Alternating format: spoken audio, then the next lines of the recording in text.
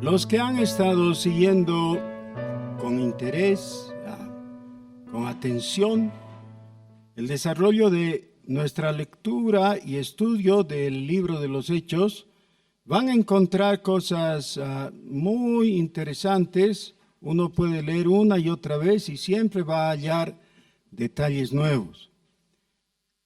El capítulo 17 es encantador en varios sentidos, porque aquí Lucas nos demuestra esa capacidad dada por el Espíritu Santo, obviamente, de reenfocar lo importante, ¿ya? Sin ser cansino, sin digamos, entrar en obviedades antipáticas. Lucas nos dirige aquello que es realmente importante. Así que por favor abran sus Biblias en el capítulo 17 y vamos a leer. Pasando por Anfípolis y Apolonia, llegaron a Tesalónica, donde había una sinagoga de los judíos. Y Pablo, como acostumbraba, fue a ellos, y por 3 días de reposo discutió con ellos, declarando y exponiendo por medio de las Escrituras que era necesario que el Cristo padeciese y resucitase de los muertos, y que Jesús, a quien yo os anuncio, decía él, es el Cristo. Y algunos de ellos creyeron y se juntaron con Pablo y con Silas, y de los griegos piadosos, gran número, y mujeres nobles, no pocas. Entonces los judíos que no creían, teniendo celos, tomaron consigo a algunos ociosos, hombres malos, y juntando una turba, alborotaron la ciudad, y asaltando la casa de Jasón, procuraban sacarlos al pueblo. Pero no hallándolos, trajeron a Jasón y algunos hermanos entre las autoridades de la ciudad, gritando: estos que trastornan el mundo entero, también han venido acá, a los cuales Jasón ha recibido, y todos estos contravienen los decretos de César, diciendo que hay otro rey, Jesús. Y alborotaron al pueblo y a las autoridades de la ciudad, oyendo estas cosas. Pero obtenida fianza de Jasón y de los demás, los soltaron. Inmediatamente los hermanos enviaron de noche a Pablo y a Silas hasta Berea. Y ellos, habiendo llegado, entraron en la sinagoga de los judíos. Y estos eran más nobles que los que estaban en Tesalónica, pues recibieron la palabra con toda solicitud, escudriñando cada día las Escrituras, para ver si estas cosas eran así. Así que creyeron muchos de ellos, y mujeres griegas de distinción, y no pocos hombres. Cuando los judíos de Tesalónica supieron que también en Berea era anunciada la palabra de Dios por Pablo, fueron allá y también alborotaron a las multitudes. Pero inmediatamente los hermanos enviaron a Pablo que fuese hacia el mar, y Silas y Timoteo se quedaron allí. Y los que se habían encargado de conducir a Pablo le llevaron a Atenas. Y habiendo recibido orden para Silas y Timoteo de que viniesen a él lo más pronto que pudiesen, salieron. Amén. Les decía, este es un pasaje encantador porque realmente nos ayuda a poner atención en aquello que la Escritura quiere que tengamos atención, ¿no? Que no nos distraigamos en algunos pensamientos o detalles que están ahí, pero que el escritor no tenía intención de que se queden en nuestra mente y nos conturben. Creo que es indispensable que busquen sus mapas.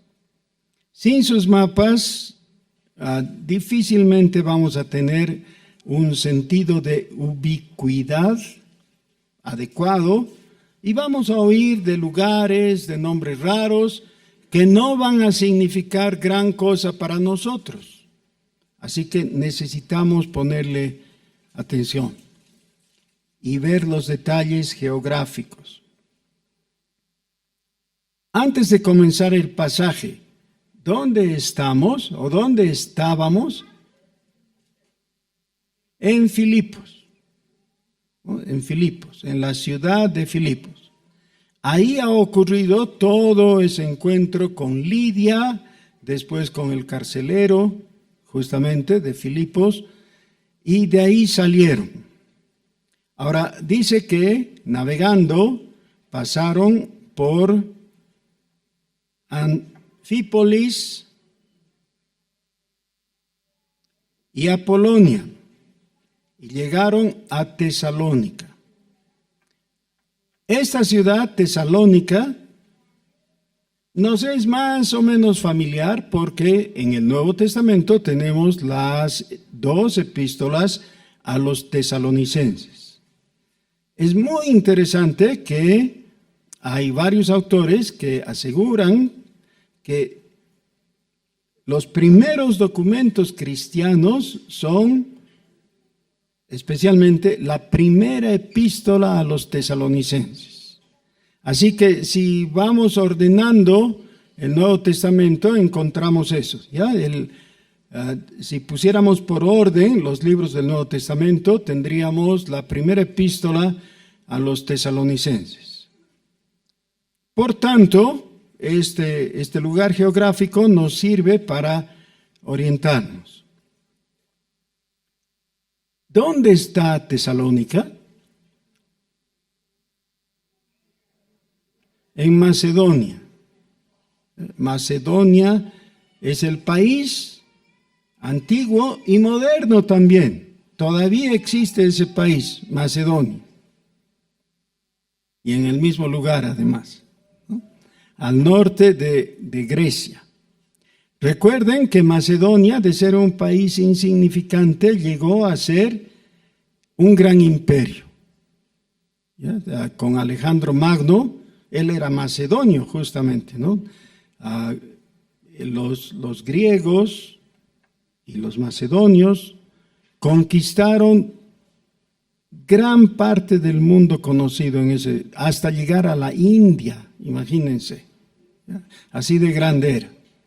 Después, los 4 generales de Alejandro Magno se dividieron el imperio y una 4ª parte fue Egipto, el que ahora conocemos como país de Egipto, justamente por esa división.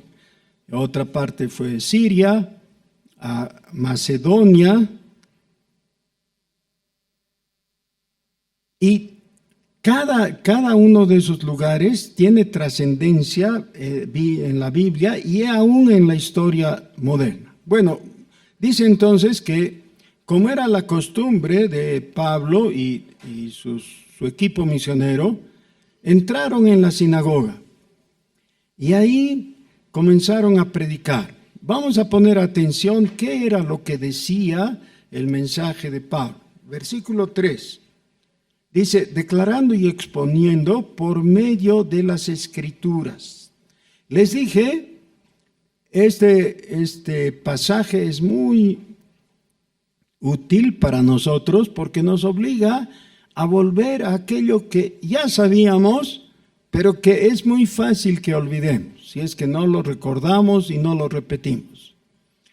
Toda doctrina tiene que ser catalogada, observada, evaluada, etcétera, por medio de las Escrituras.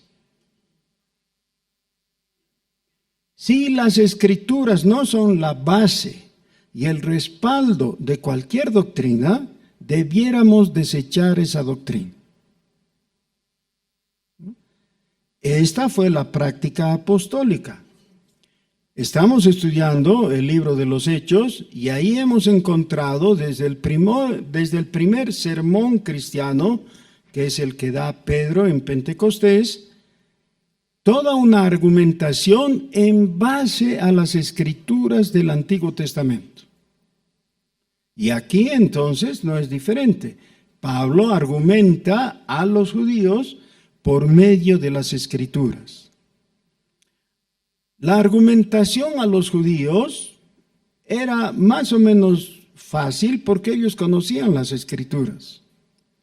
Cuando en este mismo capítulo veamos el sermón de Pablo a los atenienses, se va a dirigir a un auditorio gentil, pero de todas maneras va a apoyarse en las escrituras, porque no hay mensaje cristiano válido si no es a partir de las escrituras. Entonces ese es nuestro primer punto a recordar.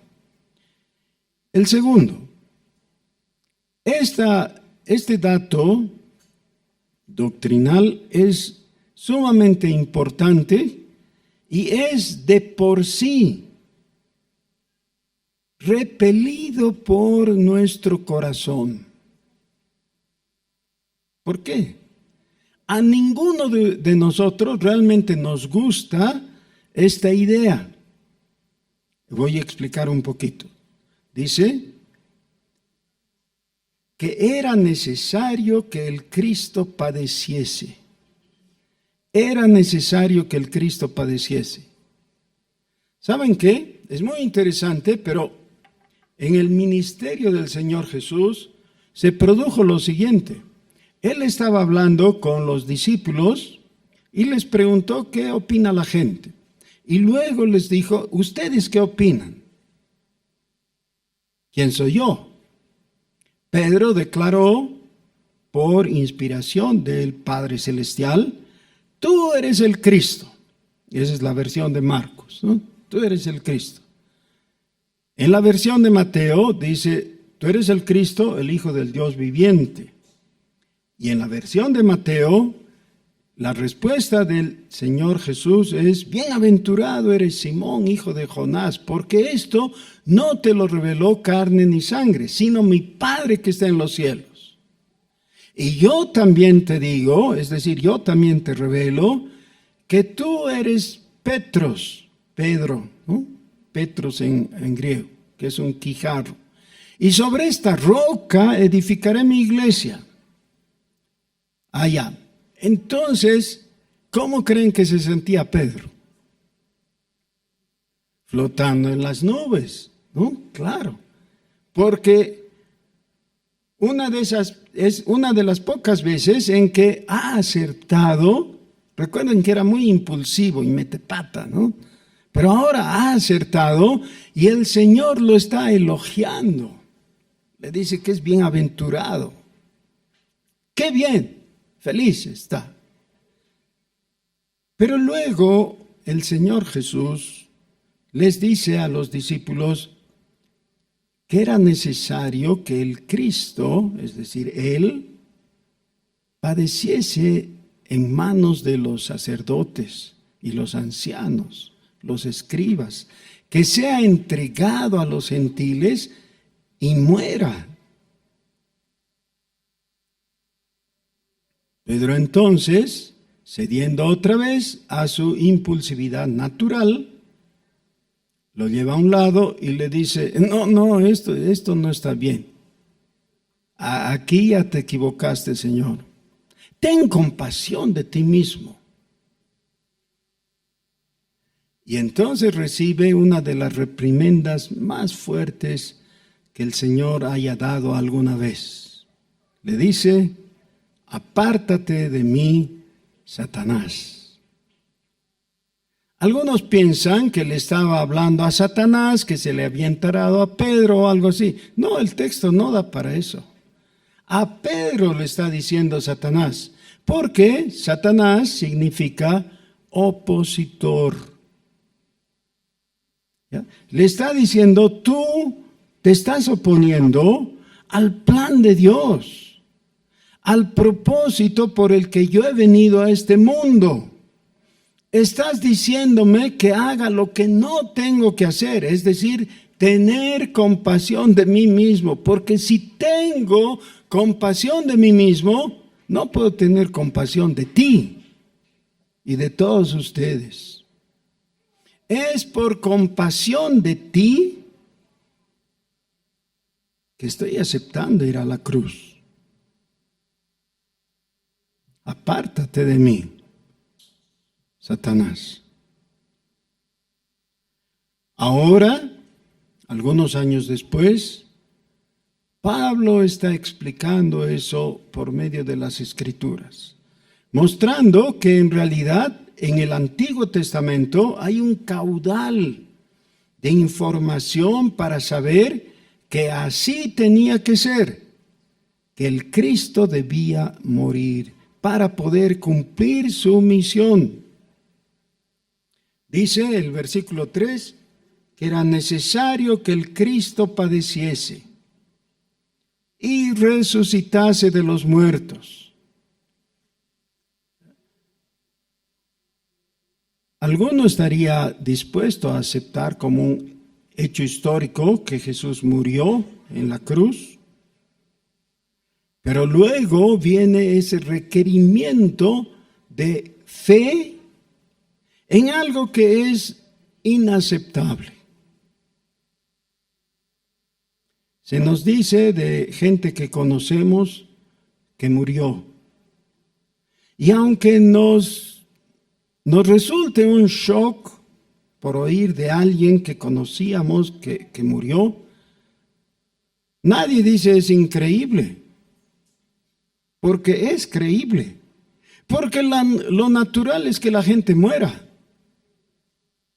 Nadie puede decir, no, él no tendría que haber muerto. Claro, todos podemos morir, todos. Pero que era necesario que el Cristo anunciado en el Antiguo Testamento resucite,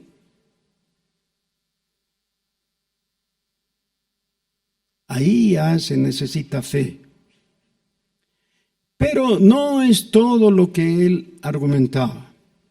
Dice, y que Jesús, a quien yo anuncio, es decir, no cualquier Jesús. De vez en cuando escuchamos a personas decir, bueno, el Jesús en el que tú crees es así, pero aquel en el que yo creo es de otra forma. Justo hoy nomás yo hablaba con una hermana que atiende a su hija que está en esa época de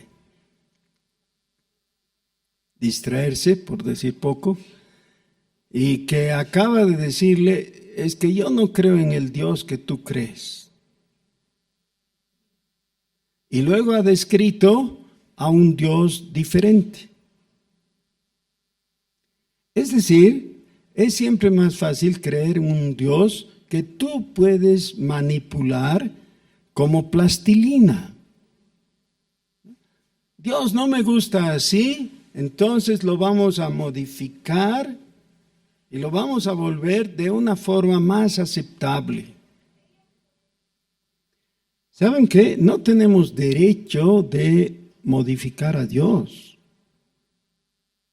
Dios no es producto de el manoseo democrático. A ver, ¿cuántos están de acuerdo con que Dios sea bien bonito? Ya todos estamos de acuerdo que Él sea bien bonito, ¿no? Entonces, como es tan bonito, decidiremos que no hay infierno. ¿Qué les parece? Esto alguien dirá, eso es risible, ¿cómo pues? ¿Saben qué? Eso es lo que han hecho los teólogos a través del tiempo. Y estoy hablando de personas importantes y famosas como Juan Pablo II. Él llegó a esa postura. Miren, nosotros no podemos decidir nada respecto a cómo es Dios. Otra vez, nosotros no podemos decidir ni definir respecto a cómo es Dios.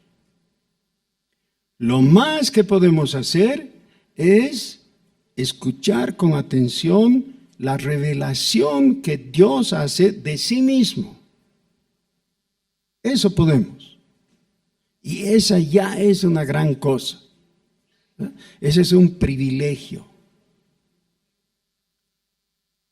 Pablo les está diciendo acerca de Dios, de Jesús, de la necesidad del padecimiento, muerte de Jesús, de su resurrección. Y luego quiere afinar más la puntería para que quede muy claro de qué está hablando. Dice que Jesús, a quien yo anuncio, es el Cristo. Para nosotros en este tiempo no tiene mucho sentido, porque mucha gente usa el término Jesús como equivalente a Cristo. Lo que ha pasado es que debido simplemente al lenguaje, en español se ha forjado una palabra que es Jesucristo. La palabra Jesucristo no está en el original en el Nuevo Testamento. En el Nuevo Testamento, en griego, siempre son dos palabras, Jesús y Cristo. Pero en español han juntado los dos términos y ha surgido la palabra Jesucristo.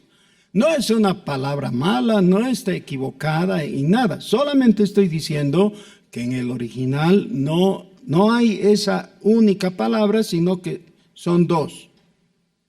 ¿Por qué lo menciono?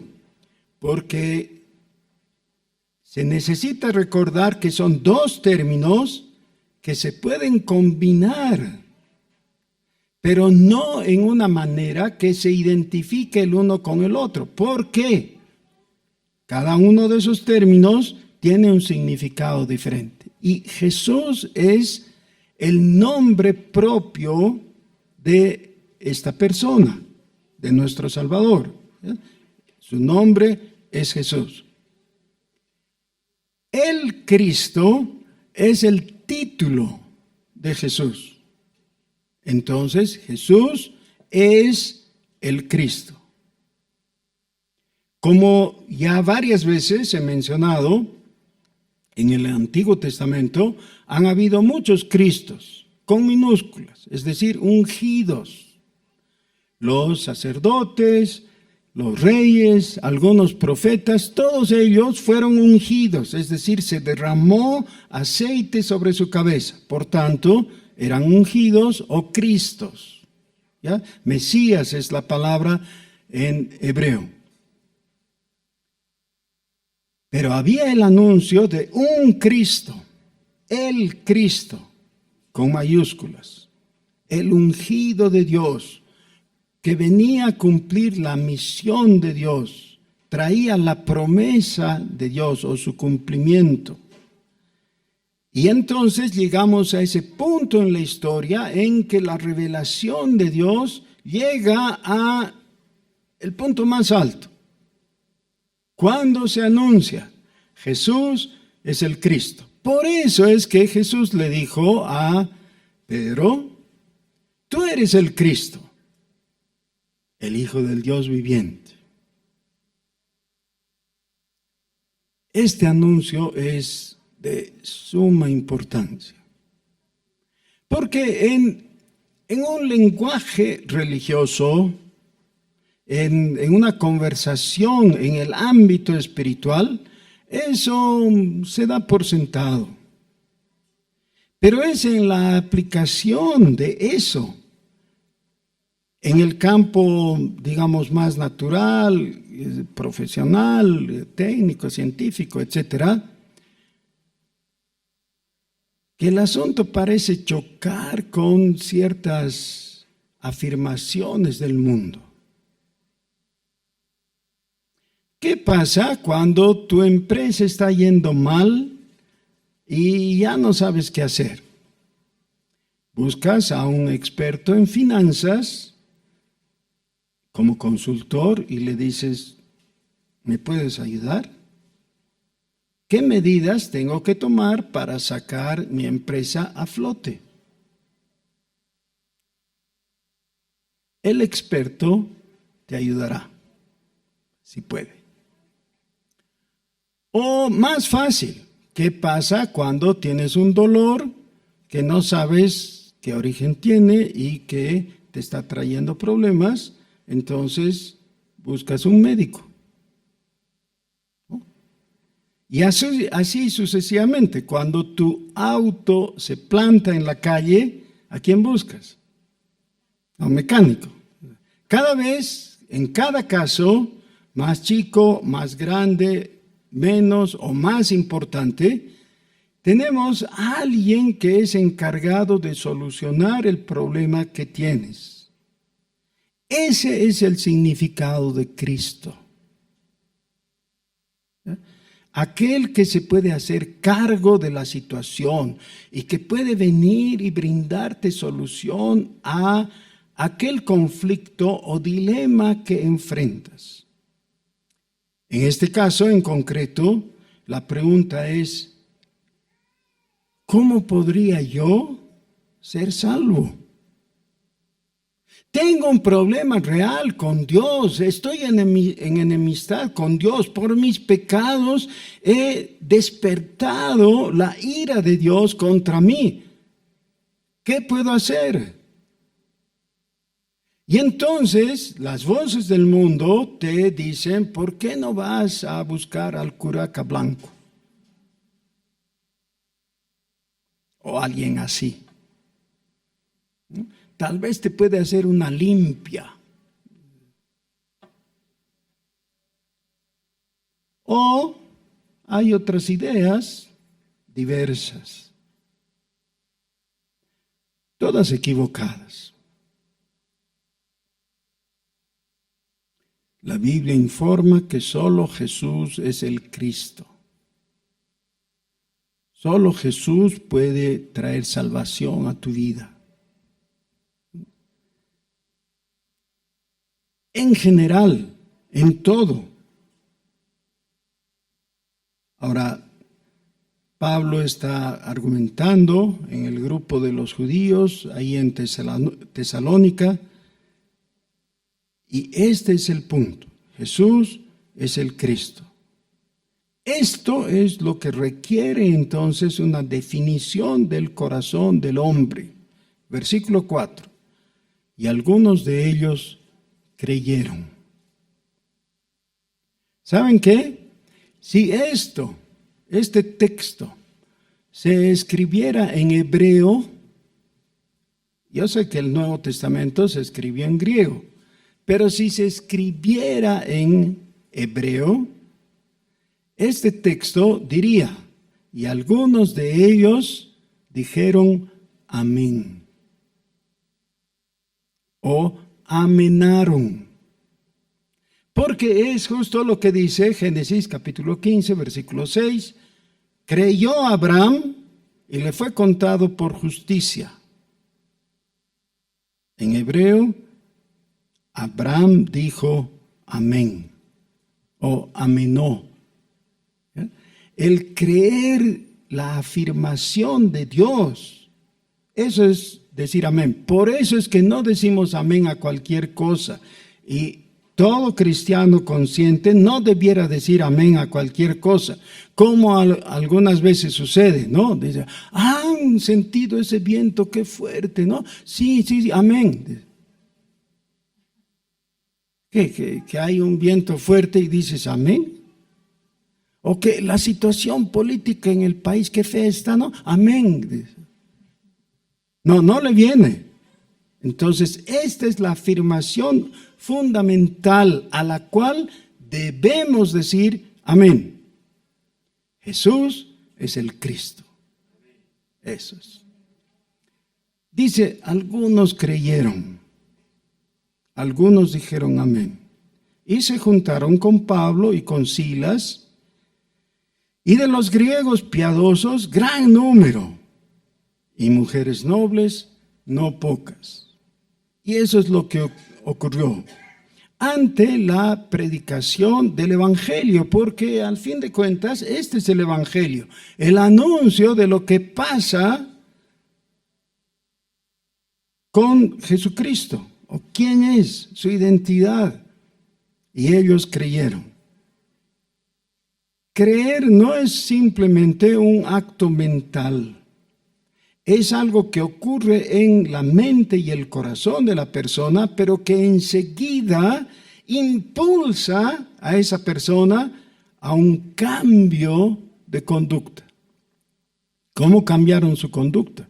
Se unieron a Pablo y Silas y su equipo y se congregaron. Es decir, algunos no dicen amén, pero algunos sí dicen amén. Pues los que dicen amén, sí, eso es real, entonces tienen que entender, nosotros somos parte de esa nueva familia en la fe de Jesús.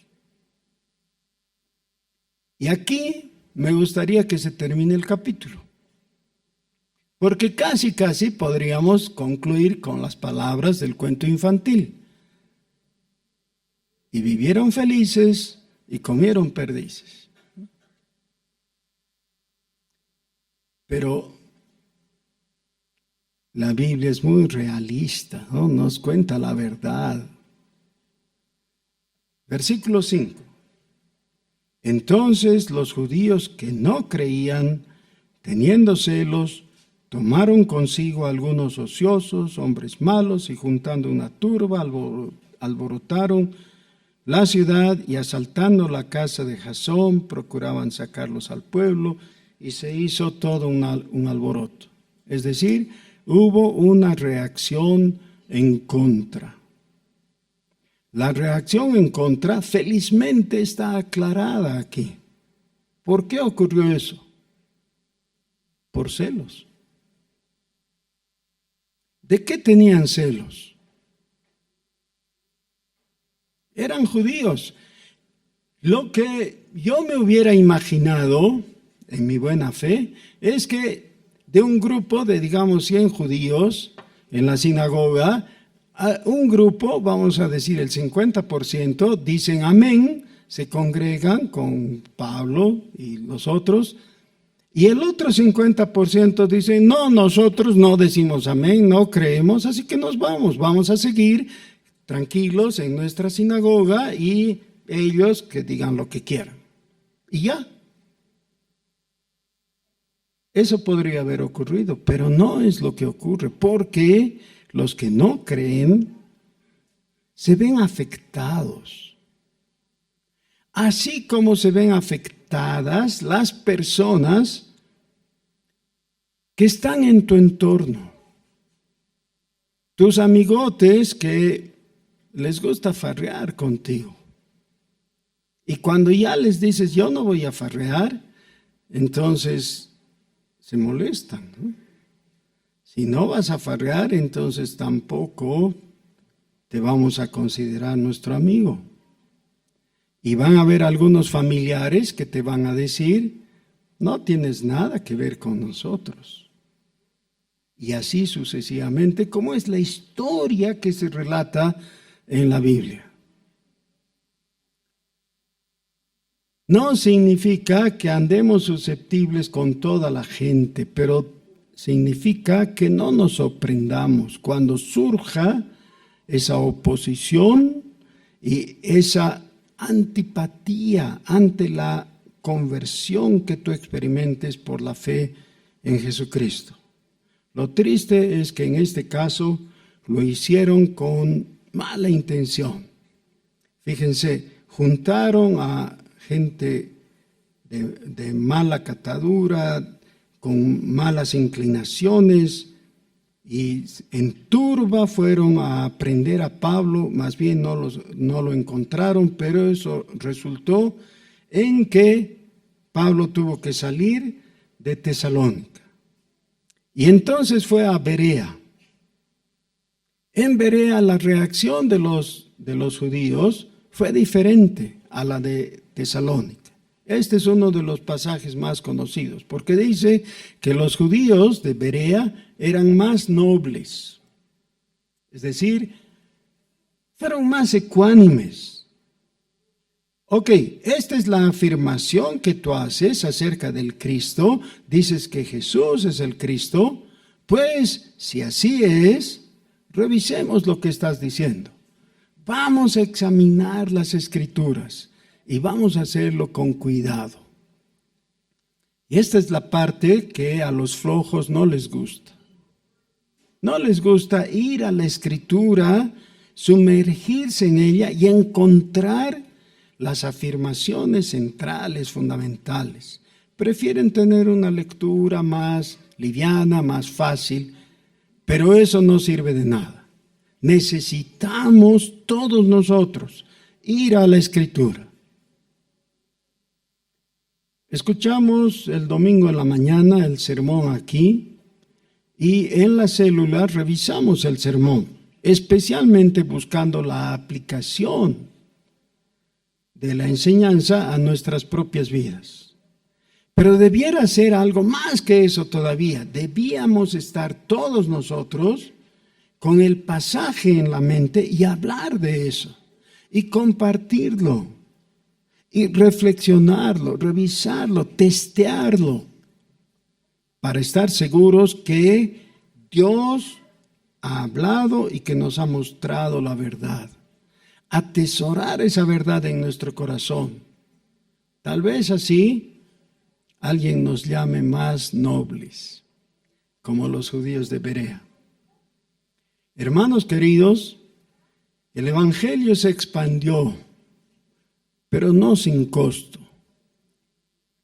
A los primeros creyentes les costó, a algunos de ellos, la vida. A muchos de ellos, perder sus propiedades. Algunos más, ser rechazados por sus parientes y amigos. Y Jesús no nos dice que nuestra situación va a ser diferente. En el mundo tendréis aflicción, pero confiad, yo he vencido al mundo, nos dice el Señor. Oremos.